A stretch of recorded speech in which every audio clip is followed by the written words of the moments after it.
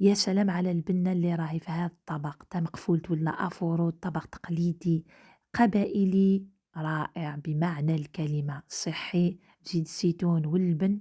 أرواحوا تشوفوا التحفة، الله الله. جيبوا كاع لي ليجوم اللي عندكم في الدار، القرعة، الجلبانة، زرودية، اللوبيا، البطاطا، كاع، وملح، فلفل كحل، فلفل عكري، خلطوهم مليح مليح وحطوهم يفوروا. هذا مكان، هذا ما تسحقوا. ومن بعد نروحوا نجيبوا هنايا الكسكس يكون مويان، درت 500 غرام ولا ديروا شحال تحبوا ملح والزيت. دونك هنا بسوه مليح بين يديكم، ومن بعد عمروه بالماء، صفيو هذاك الماء وخليوه حتى ينشف، ومن بعد فوروه التفويرة الأولى عادي، وهذوك اللي ليكم راهم يفوروا ثاني.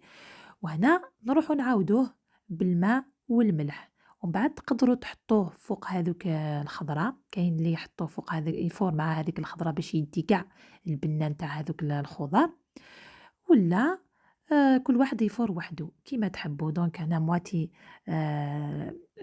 كسكس ومواتي آه الخضر. وزيت الزيتون لازم دهنوه بزيت الزيتون وخلطوا بيان بيان يدخل هذاك زيت الزيتون، وقدموه مع شوية نتاع البيض واللبن وهكاك البصل. يا سلام على البنة. ان شاء الله عجبتكم الوصفة. الى اللقاء.